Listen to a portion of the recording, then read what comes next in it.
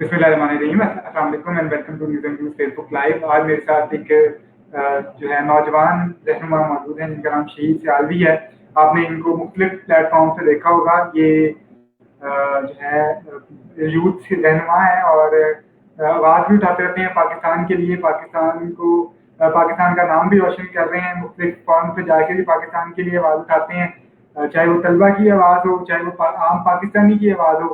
वो हमें नजर आता है कि शहीद सियालवी जो है वो कहीं ना कहीं इसके लिए खड़े होते हैं, आवाज उठाते हैं और पाकिस्तान की खिदमत करते हैं। शेख साहब, सबसे पहले तो बहुत शुक्रिया आपके टाइम का। सबसे पहले तो मेरा सवाल जो है वो टॉपिक पे आने से पहले ये है कि हमने देखा जो आम लोग होते हैं वो ये कहते हैं कि उनका काम सिर्फ वोट डालने की हद तक है। ठीक है, जो चल रहा है जैसा चल रहा है उसको चलने दो, हमारा कोई कंसर्न नहीं है उससे। लोग इस तरह की बात करते हैं, लेकिन क्या वजूहत हैं जिसकी वजह से आप एक तो लीडरशिप की तरफ आए, सियासत की तरफ, और आपने जो है वो आते साथ ही अपना एक नाम बहुत ही कम अरसे में जो है वो बना लिया। अस्सलाम वालेकुम रहमतुल्लाह। असद भाई, बहुत नवाजिश आपने इस काबिल समझा। हमारी ये हैसियत नहीं थी जितना आपने इल्काबात से नवाज दिया। ये और तरह से बात ही नहीं सुनते, मैं क्या करूं, मुझे मजमा लगाना पड़ता है। जब मुल्क के हर तरफ आप ये देखते हैं कि एक अंडर मैट्रिक नवाब बैठा हुआ है और एक पीएचडी स्कॉलर का बाप जो उसका मजारा है वो उस नवाब के कदमों में बैठ के उसके हुक्के भर रहा है। दूसरे शहर में जाते हैं तो आप देखते हैं कि एक कैरेक्टरलेस नवाब बैठा हुआ है और एक शरीफ आदमी की बेटी उसके घर में जाके जब झाड़ू पोछा लगाती है तो उस नवाब का बच्चा उसको बुरी नजर से देखता है, लेकिन वो तो अपने घर में 2 रोटियां लाने के लिए वहां झाड़ू पोछा लगा रही। तीसरे शहर में जाके आप देखते हैं कि एक शराबी और एक जानी नवाब बैठा हुआ है या शिकार करने का शौकीन नवाब बैठा हुआ है, और वहां पर उसके घर के बाहर सीवी लेके जो खड़ा हुआ है वो बेचारा पीएचडी स्कॉलर है और मिन्नतें कर रहा है कि मुझे 20,000 की नौकरी दिलवा दो। जब आप ये सूरत हाल अपने मुल्क की देखते हैं, फिर आप एक 2 साल तो या 3 साल या 5 साल या 7 साल इस इंतजार में होते हैं कि शायद जरदारी की गवर्नमेंट थी, वो ठीक आदमी नहीं है, नवाज शरीफ आके सिस्टम को ठीक कर देगा। या बचपन में हमने देखा कि शायद मुशर्रफ एक अच्छा डिक्टेटर साबित हुआ तो वो ठीक कर देगा। लेकिन दोनों तरफ से मायूसी हुई और नवाज शरीफ को देख के भी मायूसी हुई। फिर हमने एक उम्मीद लगाई कि शायद जिसने अपनी जिंदगी में सब कुछ ये चीजें देखी हैं वो अब इन चीजों के पीछे नहीं भाग रहा, वो इमरान खान आके हमारी कौम के मुकद्दर को बदलेगा। लेकिन उसके साथ भी टीम बी जो थी वो वही थी, वही चेले चापलूस, वही चमचे खर्चे। 21 में से 16 वुज़रा वो थे जो मुशर्रफ के वक्त में थे। तो फिर मैं कैसे मान लूं कि इमरान खान आफिया सिद्दीकी को वापस लाएगा? मैं कैसे तस्लीम कर लूं कि जो नेटो की सप्लाई जिसके अगेंस्ट बात की जाती थी वो सप्लाई अभी रोक दी जाएगी? खान की सिंसेरिटी पे तो शक नहीं होता, लेकिन शक होता है तो उसकी वही टीम बी पे होता है जो आए रोज आके उलमा पे तबर्रा कर रहे होते हैं, जो आए रोज इस्लाम में कोई ना कोई चीज इस तरह की कंट्रोवर्सी जानबूझ के निकालते हैं कि हम ये जो बेचारे कॉलेज यूनिवर्सिटी के वो बच्चे जिन्हें इतना बेसिक्स का नहीं पता होता उनके जहन में शकूक शुबात पैदा करते हैं। फिर हम ये फैसला करने पे मजबूर होते हैं कि यार अब शायद बाहर से ना किसी मोहम्मद बिन कासिम ने आना है, बाहर से ना किसी टीपू सुल्तान ने आना है, ना ही बाहर से किसी माँ ने अब जो है वो सुल्तान सलाउद्दीन अयूबी को पैदा करना है, ना ही बाहर से कोई अरब की सरजमीन से उठ के यहाँ पर बड़े सगीर के खिते में कोई नूरुद्दीन जंगी उठ के आएगा। अब हम में से ही किसी को उठ के ये किरदार अदा करना होगा। बस अल्लाह हमें उनके कदमों में जगह दे दे, नूरुद्दीन जंगी रहमतुल्लाह अलैह जैसे अजीम आशिक रसूल के। फिर जब ये हम सारा सोचते हैं तो फिर हम समझते हैं कि अब हमें पहल करनी पड़ेगी, और इसमें कोई रॉकेट साइंस नहीं होती। ना तो नवाज शरीफ साहब आसमान से उतरे थे, ना इमरान खान साहब आसमान से उतरे थे। सबने अपनी जिंदगी में अपने करियर का आगाज किया और वजारत उज़्मा के मनसब पे फायज रहे। तो इस कौम को जगाने के लिए हम लोगों को लाजमी नहीं है कि चांद पे जाना पड़े, लेकिन मसला ये है कि अब ये कौम इतनी बार धोखा खा चुकी है कि हम लोग अगर چاند پہ جا کے واپس بھی آ جائیں اور سر کے بل بھی چلنا شروع ہو جائیں ٹانگیں اوپر کر کے, تو قوم ہمیں تسلیم مشکل سے ہی کرے گی. ہمارے لیے یہ سب سے بڑا ایک مشکل فیکٹر ہے. لیکن مسئلہ یہی ہے کہ ایک بندہ مرتا ہے اور اس کا نام بہت ہوتا ہے, لیکن مرنے کے بعد اس کا نام لیوا کوئی نہیں ہوتا. اس کی سب سے بڑی جو بنیادی وجہ ہوتی ہے وہ یہ ہوتی ہے کہ وہ بندہ اپنی ذات کی حد تک محدود تھا, اس نے کوئی نظریاتی کام نہیں کیا. دوسری طرف ایک بندہ شاید اتنے بڑے نواب فیملی سے تعلق نہ رکھتا ہو, اتنا بڑا کسی ارب پتی کا بیٹا نہ ہو, ایک مڈل کلاس فیملی سے تعلق رکھتا ہو, وہ مرے لیکن اس کے جنازے بھی گواہی دیں کہ یہ بندہ کون تھا. اس کے بعد لوگ جو ہے مائیں اپنے بچوں کے نام اس کے نام پہ رکھیں. میں سمجھتا ہوں دس از این اچیومنٹ. ایک نظریاتی آدمی کو, مجھ جیسے آدمی کو اس سے بڑھ کے اور کچھ بھی نہیں چاہیے کہ کم از کم لوگوں کی مائیں یہ انہیں ایگزامپل دیتی ہیں کہ بیٹا تم شہیر کی طرح کم از کم دلیری سے آواز بلند کر دو, تم کم از کم اس کی طرح جو ہے وہ باطل اور ظالم حاکم وقت کے سامنے کلمہ حق بلند کر لو. یہاں سے باطل اور ظالم حاکم وقت ہمارے ملک کے حاکم وقت نہیں, جو اس دنیا کو قبضہ کر کے بیٹھے ہوئے ہیں, امریکہ, بھارت, اسرائیل, میں اس کا ذکر کر رہا ہوں, باقی تو ان کے چھوٹے چھوٹے بچے ہیں. تو اس وقت ہم لوگ اسد بھائی جب تک پریکٹیکلی میدان عمل میں نہیں آئیں گے, میں نہیں سمجھتا کہ سسٹم میں کوئی تبدیلی آ سکتی. کم از کم ہو سکتا ہے ہم لوگوں کے میدان میں آنے کے بعد گورنمنٹ ہمارے نوجوانوں کو ہماری طرف سے توجہ ہٹانے کے لیے اور اپنی طرف مائل کرنے کے لیے شاید کوئی اچھے سٹیپس لے لے. اچھا, یہ وہ چیزیں جو بیسکس ہم چاہتے ہیں. نوجوانوں کی بات تو اب سے پہلے بھی بہت سی پارٹیاں کرتی رہی ہیں. ابھی ریسنٹلی جو پارٹی اقتدار میں ہے پاکستان تحریک انصاف, وہ بھی کہا جاتا تھا کہ نوجوانوں کی جماعت ہے اور اس میں ہی نوجوانوں کو جو ہے وہ آگے لیڈنگ رول ملے گا, نوجوان لیڈرز پیدا ہوں گے. لیکن جب ہم نے دیکھا کہ آہستہ آہستہ جب وہ اس کی جو ہے مقبولیت میں اضافہ ہوتا گیا, تو وہ نوجوان جو شروع میں ان کے ساتھ محنت کر رہے تھے وہ پیچھے رہ گئے اور وہی پرانے چہرے جو ہیں وہ سامنے آ گئے. تو کس طرح اصل میں آپ کو ایک وجہ بتاتا ہوں. P T I has been high jagged. Pakistan جب بنا تھا نا تو وہ دو قومی نظریے کی بنیاد پہ بنا تھا, لیکن مسئلہ یہ تھا کہ بابا قائد اعظم رحمت اللہ علیہ پاکستان کے بننے کے 1 سال کے بعد وفات پا چکے تھے. اگر قائد اعظم رحمت اللہ علیہ 10 سال زندہ رہ جاتے تو پاکستان کو ایک میکنزم, ایک پراپر سسٹم, ایک پراپر نصاب تعلیم, ایک اسلامی فلاحی ریاست حقیقی معنوں میں بنا جاتے. لیکن ہماری بدنصیبی یہ ہے کہ قائد اعظم کے بعد ہمیں کوئی لیڈر نہیں ملا اور پاکستان بھی ہائی جیک ہو گیا. قائد اعظم کے الفاظ تھے کہ میری جیب میں کچھ کھوٹے سکے موجود ہیں. وہ انگریزوں کے کتے نہلانے والے نواب وڈیرے بھی اس وقت مسلم لیگ میں شامل ہو گئے تھے, قائد اعظم کے حمایتی بن گئے تھے جب پاکستان بنا, کیونکہ انہیں پتا تھا کہ ہندوستان میں تو انہیں لتر پڑنے ہیں. ایشو صرف یہ تھا کہ قائد اعظم رحمت اللہ علیہ کو ٹیوبرکلوسس جیسا مرض لاحق تھا. قائد اعظم اس سے ڈسکلوز نہیں کر سکتے تھے. اگر وہ ڈسکلوز کرتے تو انگریز پاکستان کے کیس کو 4-5 سال آگے کر لیتے. قائد اعظم کے انتقال کے بعد اسے کسی نے پرسو نہیں کرنا تھا, کیونکہ قائد اعظم کے علاوہ وہاں پہ جتنی بھی لیڈرشپ تھی, یا وہ شیعہ تھی, یا وہ سنی تھی, یا دیوبندی تھی, یا وہابی تھی, یا وہ بلوچی تھی, یا پنجابی تھی, یا سندھی تھی, یا وہ تھی پشتون تھی. کوئی مسلمان لیڈرشپ جو خود کو ان ٹوٹیلٹی دیکھتی ہو, کہ جس کو تمام سکول آف تھاٹ اور ہر خطے قوم قبیلے کا بندہ ایکسپٹ کرتا ہو, ایسی لیڈرشپ نہیں تھی قائد اعظم کے علاوہ. اقبال رحمت اللہ علیہ کا انتقال پہلے ہو گیا تھا.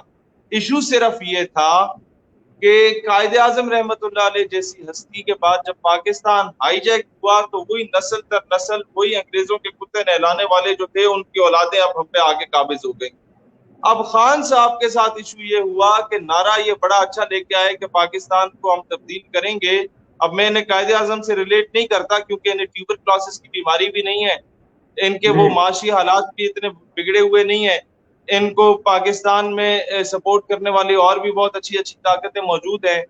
یہ Imran Khan was a good cricketer, he is a loyal person, he is a sincere person, he is an honest person, لیکن he is not a good administrator. یہ ہمیں تسلیم کرنا ہوگا. میں ایک اچھا تقریر کرنے والا آدمی ہوں, میں اگر اچھا تنظیمی سیٹ اپ چلا لیتا ہوں تو لازمی نہیں ہے کہ میں گاڑی کو بھی ٹھیک کر سکوں, لازمی نہیں ہے کہ میں جہاز بھی چلا سکوں, لازمی نہیں ہے کہ میں وہ کون سا بائک ہوتا ہے جس پہ وہ ریس لگا کے جا رہے ہوتے ہیں وہ بھی چلا سکوں, ہیوی بائک, تو لازمی نہیں ہے کہ میں فراری بھی چلا کے جیت جاؤں. میں ایک چیز میں ہی بہتر ہو سکتا ہوں کہ عمران خان کی جو ایڈمنسٹریٹو سکلز ہیں وہاں پر وہ مار کھا گیا ہے, وہ مجبور ہو گیا ہے, ان لوگوں کے احسان تلے دب گیا ہے جنہوں نے اس وقت نوٹ پھینکے تھے, اور عمران خان خوش ہو رہا تھا کہ خیر ہے ابھی انہیں لے کے چلتے ہیں, بعد میں ہم سائڈ پہ ہو جاتے ہیں. بھائی بزنس مین طبقہ بڑا تگڑا طبقہ ہوتا ہے, وہ کسی پہ 2 ٹکے بھی نہیں لگاتا جب تک وہ فائدہ نہ نکالے. لہٰذا جتنے پیسے انہوں نے لگائے, انویسٹ کیے بزنس مین کمیونٹی نے, جو آئے ان کی پارٹی میں, وہ اپنا پیسہ پورا کر کے جائیں گے. اس کے بغیر ہی انہیں نکال بھی نہیں سکتا, کیونکہ انہیں پتا ہے کہ جہاز میں کون کس کو لایا تھا, کتنے ریٹ پہ لایا تھا, کیسے لایا تھا, کتنے پاپڑ بیلے گئے تھے. وہ بندے اب بھی اسی بزنس مین لوگوں کے ہی ہاتھوں میں ہیں, خان صاحب کے ہاتھوں میں نہیں ہے. اور یہ اسی وجہ سے بیچارہ مجبور ہے, اسی وجہ سے میں سمجھتا. اور دوسری سب سے بڑی وجہ یہ ہے ان کے ہائی جیک ہونے کی یا ان کے فیلڈ گورننس کی, وہ یہ ہے کہ الیکٹڈ نمائندوں کو سامنے نہیں لایا گیا. شہریار افریدی, علی محمد خان, یہ 2 بندے ہیں جن کو پی ٹی آئی میں سب سے زیادہ فین فالوئنگ حاصل ہے, لیکن ان دونوں بندوں کو کھٹے لائن لگایا ہوا ہے. سامنے کیسے لایا ہے جسے پوری پی ٹی آئی دھتکار رہی ہوتی ہے, وہ فواد چودھری صاحب ہیں. اس کے بعد سامنے کیسے لائے, خیراتی سیٹ پہ ایم این اے بنا کے خاتون کو لے آئے ہیں, جو آئے روز, مطلب میں اب اس پہ کمنٹ نہیں کرتا, پھر ان لوگوں کو یہ کیس کر جاتے ہیں مجھ پہ آگے. سامنے لاتے ہیں جناب اس بندے کو جو ملک سے باہر بیٹھا ہوا ہے, اسے کبھی پاکستان کا خیال نہیں آیا, عمران خان صاحب اسے لا کے وزیر بنا چکے ہیں. پھر سامنے اس بندے کو لایا گیا جو اپنی یونین کونسل کا الیکشن جیت نہیں سکتا, اسے لا کے وزیر بنا دیا, ان الیکٹڈ آدمی کو. تو اب آپ خود سمجھدار ہیں کہ جب ایک ان الیکٹڈ آدمی کو لا کے آپ وزیر مشیر بنا لیتے ہیں, تو جو الیکٹڈ کابینہ ہے کیا وہ کام کرنا چاہے گی؟ آپ محنت کر کے سی ایس ایس کر کے آپ ایک ڈی ایس پی لگ جاتے ہیں, یا آپ ایک پولیس افسر لگ جاتے ہیں, لیکن آپ کا جو ڈپٹی کمشنر ہے وہ سفارش پہ اٹھا کے وداؤٹ ایگزام اوپر بٹھا دیا جائے, آپ اس کے نیچے کام کریں گے as a good police officer? آپ کو تو نہیں اچھا لگے گا. کیا آپ اسے سلوٹ کریں گے؟ You are suppose to salute ہم بٹ یو ول ناٹ. یہی وجہ تھی کہ ماضی میں آپ نے دیکھا chief of army staff was suppose to salute Khawaja Asif, لیکن عموماً یہ ہوتا تھا کہ بڑی بڑی تقریبوں میں خواجہ صاحب تشریف لاتے تھے تو کیمرے کا رخ ان سے ہٹا دیا جاتا تھا ان کی اپنی حرکتوں کی وجہ سے. تو سلوٹ کرنا لازم ہوتا ہے, لیکن آپ خود کو اس قابل بنانا زیادہ لازم ہوتا ہے کہ آپ کو اگلا بندہ سلوٹ کر پائے, وہ دل سے کرے. مجھے اکثر ابا جی کہا کرتے تھے کہ بیٹا یہ جب تم میرے ساتھ یونٹ میں داخل ہوتے ہو نا کبھی کبھار, تو یہ جو 12-14 بندے مجھے سلوٹ کرتے ہیں دفتر میں جانے سے پہلے, یہ اصل سلوٹ نہیں ہے. اصل سلوٹ تب ہوگا جب میں وردی کے بغیر آؤں گا گھر کے کپڑوں میں as a civilian after my retirement, اگر وہ مجھے سلوٹ کرتے ہیں, کیونکہ اس وقت they are not suppose to salute me. لیکن اگر وہ سلوٹ کرتے ہیں, دے آر سپوز ٹو سے می السلام علیکم سر, کیونکہ میں کسی دور میں ان کا سینئر تھا, یہ اخلاقی ان پہ لازم ہے. لیکن اگر وہ سلوٹ کر لیتے ہیں تو اس کا مطلب یہ ہے کہ وہ دل سے سلوٹ کرتے تھے. تو یہ وہ چیزیں ہیں جو میں سمجھتا ہوں اس قوم کو انڈرسٹینڈ کرنے کی ضرورت ہے کہ میں نے تنظیمی سٹرکچر کھڑا کیا آج سے 8 سال پہلے when I was only 17 years old. Now I am 25. 94 کی میری پیدائش ہے. انجمن طلبہ اسلام سے میں نے شروع کیا, 5 سال ادھر لگائے, 4-4.5 سال اسٹیٹ پارلیمنٹ میں لگا دیے, یہاں پورا ایک میکنزم بنایا. جب مجھے لگتا ہے کہ تنظیم ہائی جیک ہونے والی ہے, جب مجھے لگتا ہے کہ 1-2 بندے ذرا سا فیم حاصل کر کے اسے لبرلزم کی طرف لے کے جانا چاہ رہے ہیں, میں سب سے پہلے ہم نے کیا کام کیا کہ ہم نے کارکن بنایا ہی کوئی نہیں, ہم نے لیڈرز بنائے. اور لیڈر بنانے کا فائدہ یہ ہوتا ہے کہ آپ کے پاس بہت زیادہ آپشن ہوتے ہیں. 150-200 لیڈر آپ بنا کے بیٹھ گئے ہیں, تو 1-2 اگر دشمن کی صفوں میں جاتے ہوئے نظر آ رہے ہو تو آپ انہیں بولے ٹھیک ہے, ہمیں آپ کی ضرورت بھی نہیں ہے, منتیں کرنے کی ضرورت نہیں پڑتی, آپ 6 لیڈرز کو اور آگے لے آئیں. خان صاحب نے لیڈر نہیں بنایا. مجھے بتا دے پی ٹی آئی میں کون سا ایسا لیڈر ہے جو 2 بیچارے تھے, علی محمد خان اور شہریار افریدی, انہیں تو کھٹے لائن لگا دیا. اور باقی لیڈر کون ہے پی ٹی آئی میں؟ شاہ محمود قریشی تو باہر کا بندہ, امپورٹڈ مٹیریل ہے. جہانگیر ترین صاحب بھی باہر سے تشریف لے کے آئے. فواد چودھری صاحب یہ وہ لوٹا ہے جس کو ہر حکومت استنجے کے لیے استعمال کرتی ہے. اب مسئلہ یہ ہے کہ اپنی لیڈرشپ جنریٹ نہیں کی. اپنی لیڈرشپ جنریٹ کی ہے دو پارٹیوں نے اس ملک میں. ایک جماعت اسلامی نے اپنی لیڈرشپ بنائی, وہ ون مین شو نہیں ہے, انہیں پتا ہم ہر 5 سال بعد اپنا نیا امیر منتخب کریں گے. دوسرا, آپ کو اور مجھے آپ سے زیادہ اختلاف ہوگا, لیکن اگر کوئی گراس روٹ لیول پہ جا کے کسی نے کام کیا تو وہ ایم پی ایم نے کام کیا. اس نے لیڈر بنائے, لوور مڈل کلاس سے ایک 12,000 روپے مہینے کی جس کمائی ہوتی تھی, اس بندے کو اٹھا کے نیشنل اسمبلی میں بٹھایا, اس بندے کو اٹھا کے سینیٹر بنایا. ایسے لوگ ہیں جو کہ پارٹی سے اینڈ ٹائم تک سنسیئر رہتے ہیں. ادر انٹرنس ان کا پارٹی کا رہنما کوئی بہت بڑی حرام توپی نہ کر دے, جو کہ الطاف حسین کر چکا تھا. مجھے بہت دکھ ہوتا ہے کہ ایک سیلف میڈ آدمی اب کس طرف جا چکا ہے. لیکن معاملہ پھر وہی ہوتا ہے کہ جب باپ اپنے بیٹے کی تربیت کرتا ہے 22-24 سال, اس کے بعد باپ اٹھا کے اسے لات مار کے ملک سے اپنے گھر سے باہر پھینک دیتا ہے, تو جو پڑوسی ہوتا ہے اگر وہ باپ کا دشمن ہوا اور وہ بیٹے کو پناہ دے دے تو بیٹے نے پڑوسی کی زبان کھولنی ہے. تو اس میں بیٹے کے ساتھ ساتھ کچھ قصور باپ کا بھی ہوتا ہے. ایشو یہ ہے کہ ہم لوگوں نے آج تک جسے بھی اوریجنیٹ کیا ہم نے اسے لات مار کے پھینک دیا. جی اے سندھ قومی محاذ نہ بنتی اگر جی ایم سید صاحب کے ساتھ ہم لوگ نا انصافی نہ کرتے. جی ایم سید صاحب was among the founding members of all India Muslim league, Quaid Azam کے ساتھی تھے, پرو اسلام پرو پاکستان آدمی تھے. کیوں جی اے سندھ قومی محاذ کی طرف گئے؟ کیونکہ ہم نے کہیں نہ کہیں کوتاہی چھوڑی. پھر جی اے سندھ قومی محاذ کو جب ہائی چیک کر دیا اس راجہ طاہر کی ناجائز اولادوں نے, تو اس وقت ایم کیو ایم کو لانچ کیا گیا کہ جناب آپ ان کو کاؤنٹر کریں گے اور دیش بھکتی پاکستان زندہ باد کا علم لگائیں گے. ہوا گیا کہ ایم کیو ایم کو جب یہ دیکھا کہ جناب یہ ہم نے تو کراچی کے لیے لانچ کیا یا سندھ کے لیے, یہ تو پنجاب میں بھی جھنڈے گاڑنے لگی, تو ایم کیو ایم کو اٹھا کے باہر پھینک دیا. پھر جناب لانچ کیا گیا, ماضی میں چلے جائیں, ذوالفقار علی بھٹو صاحب کو, اس کو اٹھا کے کھڈے لائن لگا دیا. پھر لانچ کیا گیا نواز شریف صاحب کو. وہ وقت اب بھی ہمیں پتا ہے کہ جب 3 گھنٹے میاں صاحب جنرل جیلانی کے گھر کے باہر پھولوں کا گلدستہ لے کے کھڑے ہوتے تھے, اسی خلائی مخلوق کے پاس جاتے تھے, اور جنرل صاحب نے ان کے پاس ویٹر آئے انہیں چائے دینے کے لیے, اور میاں صاحب کو تو جو ویٹر نے دستار پہنی ہوتی تھی وہ اتار کے جنرل صاحب نے میاں صاحب کے سر پہ ڈالی, اور دیکھا تو میاں صاحب کا چہرہ بڑا سفید ہوتا تھا, سرخ ہو گیا, اور میاں صاحب کچھ بول نہ سکے کیونکہ سامنے جنرل صاحب موجود تھے. تو جنرل صاحب نے جب دیکھا کہ 1-2 منٹ میاں صاحب کچھ نہ بولے تو وہ سمجھ گئے. انہوں نے کہا تمہارے سر پہ پنجاب کی دستار بہت جچتی ہے, تو میاں صاحب وزیر اعلیٰ پنجاب بن گئے. مسئلہ یہ ہوتا ہے کہ یا تو ایسے لوگوں کو بنائیں تو انہیں ایسی لیمیٹیشنز میں رکھیں جس طرح آپ چاہتے ہیں, یا پھر آپ بنائیں ہی نہ. آپ خود بہت اچھے ہیں تو آپ اپنا سیٹ اپ لیں. مسئلہ صرف یہ ہے کہ جس کو بناتے ہیں اس کو ہم اینڈ پہ ڈس اون کر دیتے ہیں. افغان جہاد کی طرف چلے جائیں, وقت آیا تو مجاہدین, وقت آیا کہیں اور سے پیسے مل گئے تو دہشت گرد, اور پھر اسی جنگ جو کہ ہماری جنگ نہیں تھی اس میں ہم لوگوں نے ہزاروں اپنے لوگ شہید ہوئے. ہمارا اکانومی تباہ ہو گئی, ہمارے ملک کا پورا سٹرکچر تباہ ہو گیا. کیوں؟ کیونکہ انگریزوں کے بوٹ پالش کرنا عزیز تھے. اپنے مسلمان بھائی مر جائیں شہید ہو جائیں کوئی مسئلہ نہیں.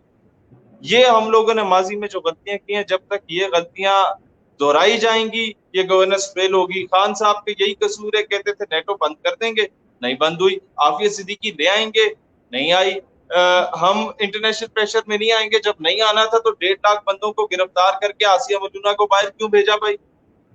خان صاحب جب تک اپنے ان سائیکو فرینڈز کو چینج نہیں کریں گے, they will ruin Imran Khan like they had ruined Pervez Musharraf previous years. تو جب تک ایک اچھی تنظیم سازی آپ کی نہ ہو, اچھی لیڈرشپ آپ خود بنا کے سامنے نہ لائیں. جو کرائے کی لیڈرشپ ہوتی ہے نا, 2 لیڈر ادھر سے پکڑ لیے, 2 ادھر سے پکڑ لیا, 2-4 سال وہ آپ کے ساتھ چلیں گے, اس کے بعد انہیں زیادہ اچھی اپرچونٹی ملے گی, دے آر بلڈی اپرچونسٹ, وہ کسی اور جگہ پہ دفع ہو جائیں گے. یہ الفاظ لکھ لیں میرے, ان پہ نظر رکھنی چاہیے, لیکن یہ کہ ریلائی نہیں کرنا چاہیے, وہ نظریاتی بندے نہیں ہوں گے. جی شہید بھائی, جس طرح ہم نے دیکھا کہ ابھی انٹرنیشنل بارڈرز ہیں اس پہ لداخ میں جو کچھ ہوا, چائنا نے अपनी जो जगह थी वापस ली इंडिया से, इंडिया पे प्रेशर डाला, फिर नेपाल ने एक इंडिया पे प्रेशर डाला। तो ख्वाजा साहब रफीक जो हमारे MNA हैं, उन्होंने पिछले दिनों स्पीच की और उन्होंने बड़ी अहम बात की। वो बात ये थी कि फॉल ऑफ कश्मीर जो है वो हो चुका है। उन्होंने कहा कि इस बात को हमें तस्लीम करना होगा। तो जब चाइना अपनी जगह वापस ले सकता है, नेपाल अगर कर सकता है, तो क्या हम क्यों नहीं स्टेप ले सकते? क्योंकि आप कश्मीर के एक्टिविस्ट हैं, आप बहुत देखिए, सबसे पहले तो मैं एक बात करूं, इस वक्त तो चलो इंडिया हमारा दुश्मन है, चाइना उसे अगर 2-4 लितर मार रहा है तो हमारे लोग खुश हो रहे हैं ना। मसला ये है कि आपके घर के एक कमरे पे अगर कोई कब्जा कर लेना, तो दूसरा पड़ोसी आके उस चोर को लात मार के भगा दे और खुद कब्जा कर ले, और आप और मैं नाचें कि जनाब देखो वो पड़ोसी ने कब्जा छुड़वा दिया। ये नहीं पता कि पड़ोसी खुद काबिज होके बैठ गया है। तो दुनिया हम पे हंसेगी 2-4 साल के बाद, ये लिख ले मेरे अल्फाज। अब ये मैं जो बात कर रहा हूँ इस वक्त मुझे नहीं करनी चाहिए थी, क्योंकि ये फिर गद्दार वतन के लेबल हम पे लगा देते हैं कि जनाब देखो ये किस तरह की बातें कर रहे हैं। मामला सिर्फ ये है कि उस इलाके पे पहले हिंदुस्तान काबिज था, अब चाइना काबिज हो गया। इलाका तो कश्मीर का है, लद्दाख क्या चीज है भाई? This is Kashmir. मसला ये है कि जिसकी लाठी उसकी भैंस। चाइना ने आंखें दिखाई, वो सबकत हासिल कर गया। हम लोगों ने आंखें नहीं दिखाई। हम लोगों ने हमेशा ये कहा कि मुज़ाकरात से मामला हल होगा। मेरे अल्फाज लिख लें, जिस दिन अक़वाम मुत्तहिदा ने बगैर जंग के कश्मीर हमें प्लेट में रख के दे दिया ना, जिसकी तरफ हम नजरें झुकाए बैठे हैं, उस दिन आके मुझे फांसी दे दीजिएगा। अक़वाम मुत्तहिदा का एक फैसला सुना दे पिछले 72 सालों में जो उसने कश्मीर के हक में किया हो, एक भी नहीं। तो हम लोग कश्मीर क्या कोई एक फैसला 72 सालों में जिससे मुसलमानों को फायदा हो? पूरी दुनिया में 175 करोड़ 1 अरब 75 करोड़ मुसलमान है इस दुनिया में। किसी एक मुसलमान के हक में कोई फैसला कर लिया अक़वाम मुत्तहिदा ने, मुझे बता दीजिए। मैं उसके बाद कभी सियासत ही नहीं करता। मैं उसके बाद कौम को जगाऊंगा ही नहीं। मैं बोलूंगा नहीं अक़वाम मुत्तहिदा के गिट्टों में बैठ जाओ, बूट पॉलिश करो, उनके घोड़े कुत्ते नहलाओ, उनके होके भरो, मामला हल हो जाएगा। नहीं होता मामला हल सर। आपको अपने हिस्से की जंग खुद लड़ना होती है। किसी दूसरे ने आके आपकी जंग कभी नहीं लड़नी। किसी दूसरे ने लड़नी होती तो वो कब का कश्मीर भी आजाद करके देता, बैतुल मक़दस भी आपको आके प्लेट में रख के देता। लेकिन नहीं, यूं नहीं होता। तो आपको फिर कोई अयूबी भेजना पड़ेगा, फिर किसी उमर फारूक रजी अल्लाह ताला अन्हो के किसी खादिम को जाना पड़ेगा, ऊंट पे अपने खादिम को बिठा के, और वो शाहाना तरीके से जाना पड़ेगा कि पता चले कि जनाब 22 लाख के पता नहीं 36 लाख मुरब्बा मील के हाकिम वक्त जिनके कपड़ों पे पैबंद लगे हुए हैं, लेकिन मतलब कहाँ वो हुकूमत और कहाँ ये आजी। तो फिर अगले लोग जो है वो खुद ही चाबियां उठा के कदमों में रख देते हैं कि जनाब हम इसके बाद यहाँ पर काबिज नहीं है, आपके हवाले। लेकिन उसके लिए उनके खादिम तो बन जाएं, उन जैसा अदलो इंसाफ कायम करना तो सीख जाएं। ये तो नहीं ना कि औरों के लिए अदल और है, अपनों के लिए अदल और है। हुकूमत के ऐवानों में बैठे हुए इनके अपने पार्टी मेंबरान के लिए सिर्फ बयानात, और दूसरे लोगों के लिए जनाब उठा के जेल में डाल दो, केस बना दो, चुप करा दो। वही मुझे तो ये वही दौर नजर आ रहा है जो माजी में हर 5 साल के बाद आया करता था। तो ये there is only gun solution Asad भाई। कश्मीर का गन सोल्यूशन के अलावा कोई सोल्यूशन नहीं है। मेरे घर पे कोई काबिज है, मैं करारदादे ला के देता रहूं, उसने कब्जा नहीं छोड़ना। मुझे जो मैंने अलमारी में एटम बम रखा होगा वो निकाल के उसे दिखाना होगा कपड़ा मार के, वो फिर भी नहीं छोड़ता तो मुझे छोटा मोटा कोई धमाका धमूका करना पड़ेगा, जैकेट शैकेट पहन के उस तक जाना पड़ेगा। इसके अलावा उसने छोड़ना नहीं है मेरे घर का कब्जा। अच्छा, इंडियन फौज की अगर हम बात करें तो लद्दाख में हम देखते हैं कि चाइनीज जो फौजी हैं उनसे तो वो छुट्टे भी खा रहे हैं, मुक्के भी खा रहे हैं, लाते भी खा रहे हैं और रो भी रहे हैं। ठीक है, उसके बाद नेपाल के सामने उनकी जुबान नहीं खुलती है, लेकिन पाकिस्तान को जो है वो आंखें भी खा रहे हैं। पाकिस्तान का मसला सिर्फ ये, मैं पाकिस्तान की बात नहीं करूंगा, पाकिस्तान की तो 22 करोड़ आवाम आज भी जज्बा शहादत से लबरेज है, इससे सरशार है।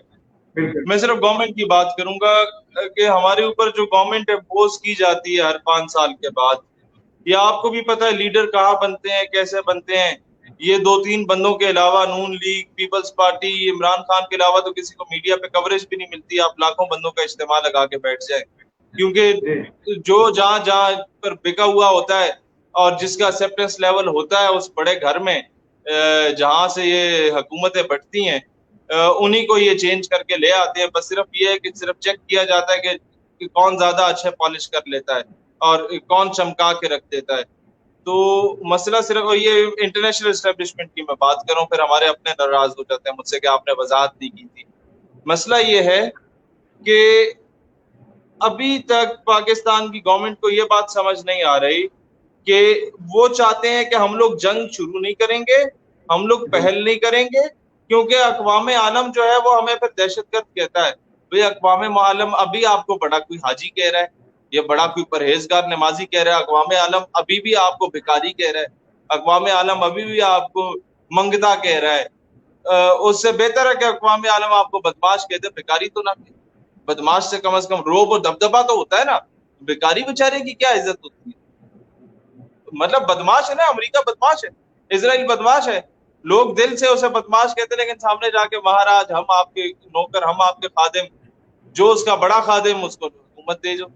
مسئلہ صرف یہ ہے کہ آپ نے جب تک اقوام عالم کو, قرآن پاک نے آپ کو باضابطہ کہہ دیا, آپ مجھے بتا دیں قرآن پاک جب بار بار آپ کو بتا رہا ہے یہود و نصارہ تمہارے دوست نہیں ہو سکتے, تم انہیں راضی کرنے کی کوشش نہ کرو, یہ کبھی تم سے راضی نہیں ہوں گے جب تک تم خود یہودی یا عیسائی نہیں ہو جاؤ گے.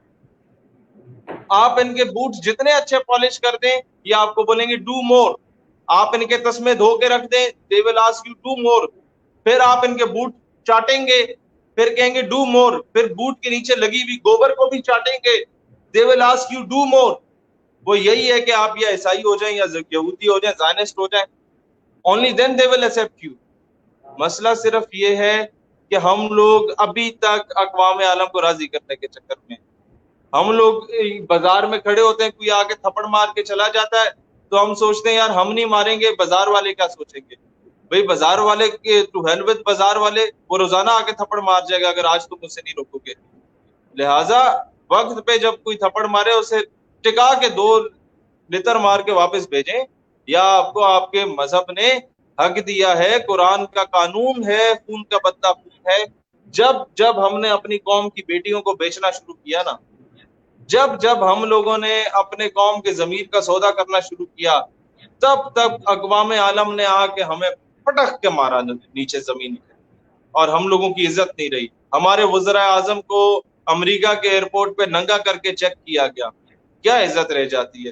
آج کسی امریکی کو پاکستان میں ایک عام سے ادھر کا کوئی پچارا مارنے والا یا کوئی چپراسی آ جائے نا, اسے آپ اپنے ایئرپورٹ پہ ذرا ننگا کر کے چیک کریں, ایک عام آدمی کو, اگلے دن آپ پہ سینکشنز لگ جائیں گی. آپ کے ہزاروں پاکستانی جو امریکہ میں نوکریاں کر رہے ہیں انہیں لات مار کے واپس بھیجا جائے گا.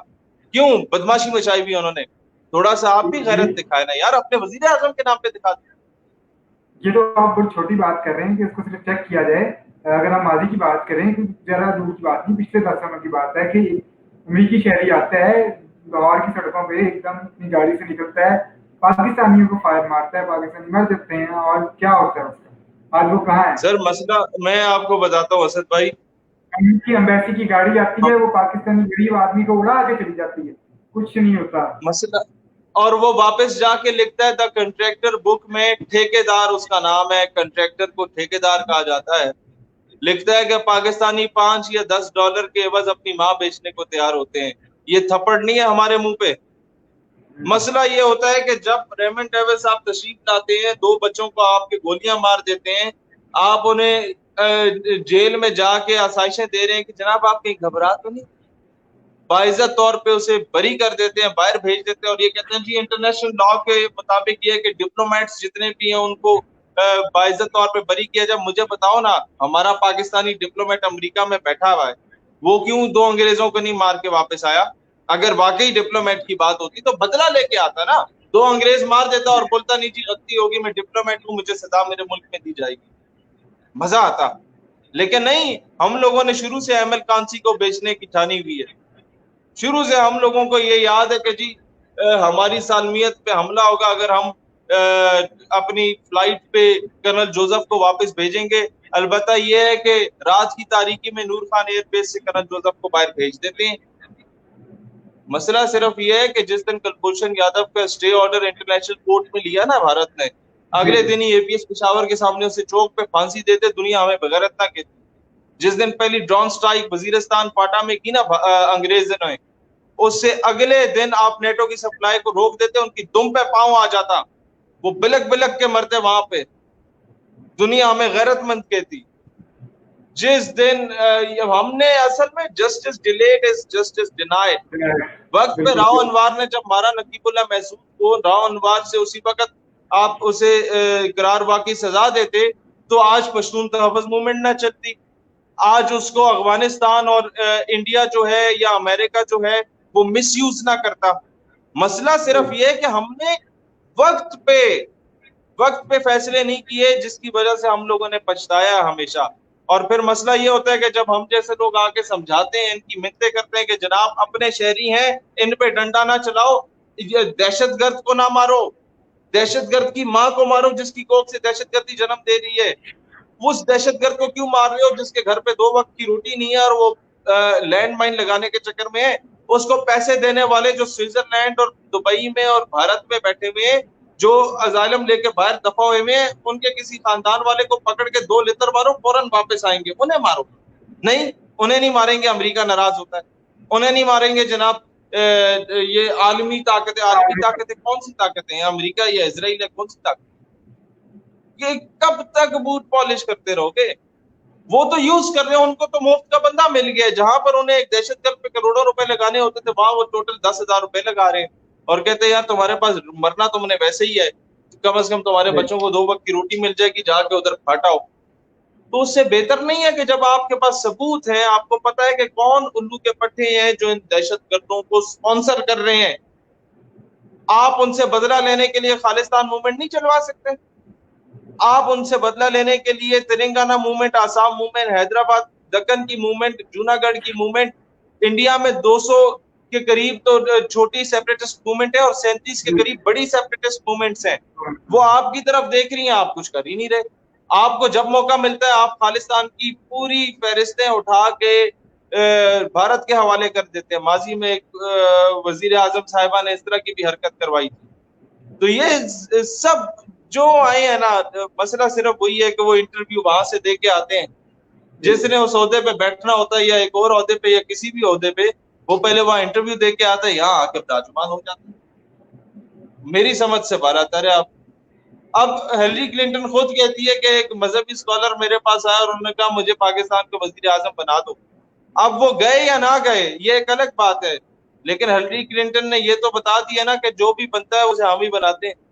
تو جب تک یہ سسٹم چینج نہیں ہوگا, میں جو باتیں کر رہا ہوں اس پہ پتہ نہیں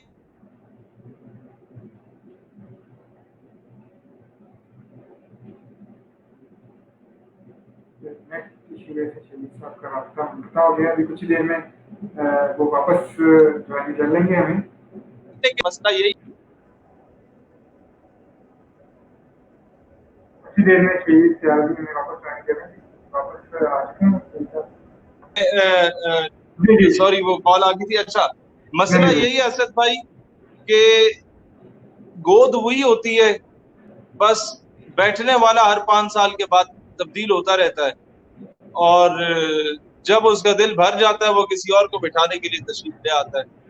ہمارے بوٹ وہی ہوتے ہیں, پالش کرنے والا تبدیل ہوتا ہے. ہمارا ملک تب تک اس کی تقدیر نہیں بدل سکتی جب تک, اقبال رحمت اللہ علیہ نے کہا تھا کہ نگاہ فقر میں شان سکندری کیا ہے, فراز کی جو گدا ہو وہ کیسری کیا ہے.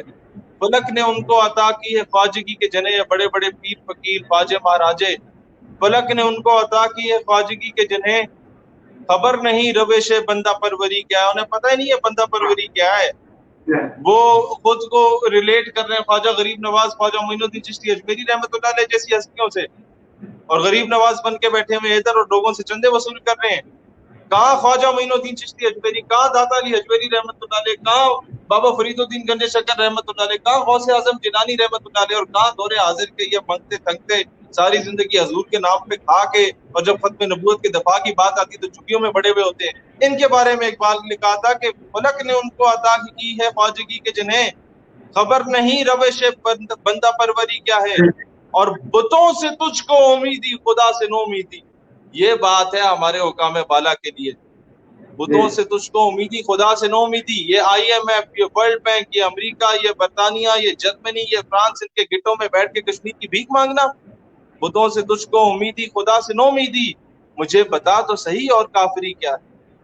میں سمجھتا ہوں جب تک ہم لوگ یہ چیز اقبال کے میسج کو, اقبال کو تو بھلا دیا نا, اب ہمیں وہ تھرڈ کلاس شاعر اچھے لگتے ہیں جو لوگوں خواتین بیچاری کے آگے کسی کے ہونٹوں کی تعریف کرتی, کسی کے جناب گال کی تعریف کرتی. وہی تعریف اگر ان کی بہن کی کوئی کر جائے تو ان کو آگ لگ جاتی ہے.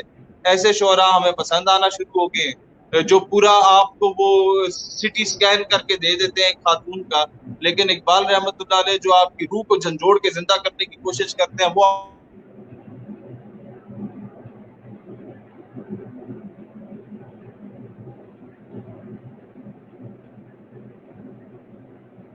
ہمارا دوبارہ لگتا ہے ہمیں کہ آج جی دوبارہ ابھی ہم جوائن کریں گے. چلیے ساتھ خیال ہوئی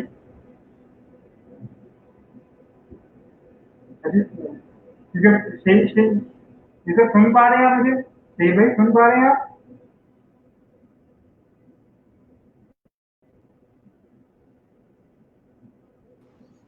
ہاں جی معذرت, میں عرض کر رہا تھا کہ جو حقیقی اقبال ہے وہ تو ہمیں پڑھا ہی نہیں گیا. ایک پہاڑ اور گلیری, ایک مکڑا اور مکھی, اور لب پہ آتی ہے دعا بن کے تمنا میری. اس کے علاوہ اقبال رحمت اللہ علیہ کا جو عشق رسول کا ایلیمنٹ ہے ہمیں نہیں پڑھایا گیا.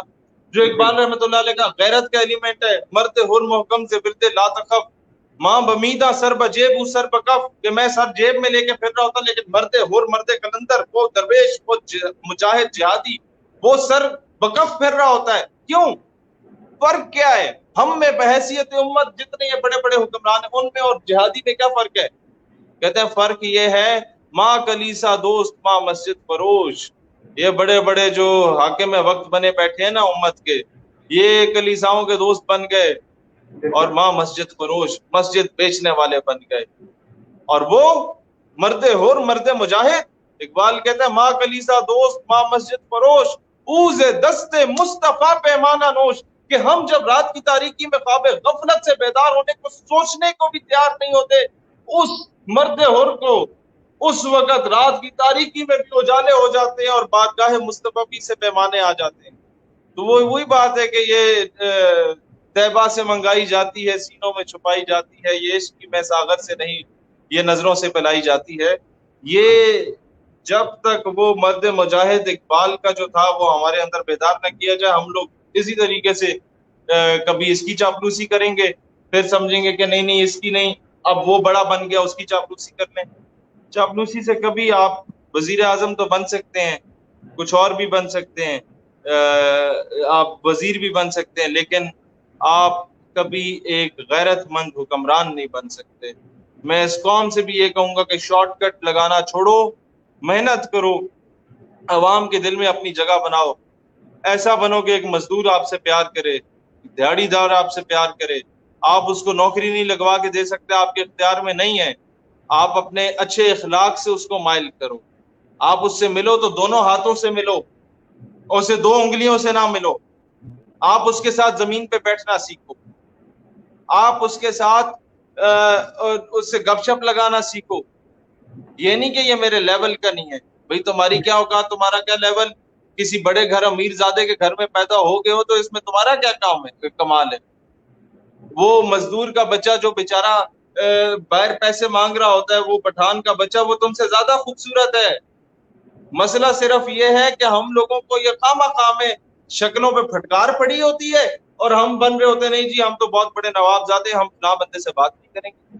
بھائی یہ اللہ کا تم پہ امتحان ہے کہ اللہ نے اگر تمہیں نواز دیا ہے تو مال و دولت سے, تو یہ امتحان ہے, تم اس کو کس طریقے سے یوٹیلائز کرتے ہو. اللہ نے اگر تمہیں منصب دے دیا ہے تو یہ بھی امتحان ہے کہ تم اسے کس طریقے سے یوٹیلائز کرتے ہو. یہ چیز ہمارے حکمران نہیں سمجھ, یہ چیز ہم لوگ بحیثیت قوم کی سمجھنا نہیں چاہتے. مسئلہ صرف یہ جاتے جاتے چاہوں گا کہ یہ میسج ایک دیتے جائیں ان لوگوں کو جو کہ پاکستان کی طرف میلی آنکھ سے دیکھتے ہیں, کہ اگر کسی نے بھی پاکستان کو میلی آنکھ سے دیکھا تو ہمارے ملک کے جو نوجوان ہیں وہ پھر گورنمنٹ کی طرف نہیں دیکھیں گے یا ان کے اشارے کا جو ہے وہ انتظار نہیں کریں گے, وہ خود اٹھ کھڑے ہوں گے اس کے خلاف. اور وہ کتنے تیار ہیں आजाद ہمارے भाई, ملک کا نوجوان, یہ اگر آپ بتاتے جی. इस कौम का नौजवान सिर्फ मोटिवेशन चाहता है, मोटिवेटेड होना. एक बार इसे पता चल जाए कि सामने से हमला करने वाला तैयार बैठा है और इसको पता चल जाए कि जनाब हाँ अब मौका है हमारे आने का, तो ये जिस्मों से बम बांध के चुमिंडा से जाके हिंदुस्तानी टैंकों पे भी कूद पड़ता है.